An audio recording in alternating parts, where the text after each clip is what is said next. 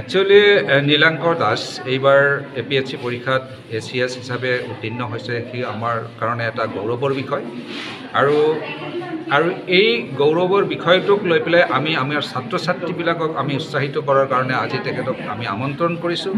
আৰু তেওঁৱে আমাৰ মাজত আহি পেলাই যি ভাষণ দিলে আৰু যিটো মেছেজ আমালৈ দিলে আমাৰ ছাত্ৰ ছাত্ৰী যিটো কথা বুজি পালে মই ভাবোঁ যে অদূৰ ভৱিষ্যতত চাপৰকাম মহাবিদ্যালয়ৰ পৰা বহুত ছাত্ৰ ছাত্ৰী আগবাঢ়ি যাব APS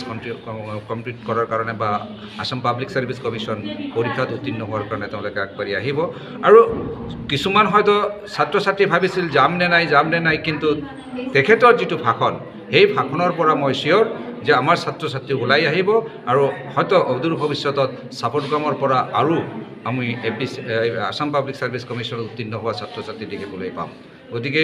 এইটো আমাৰ কাৰণে এটা সৌভাগ্য আমাৰ কাৰণে এটা ভাল দিন আৰু চাপৰকামৰ কাৰণে গৌৰৱৰ বিষয়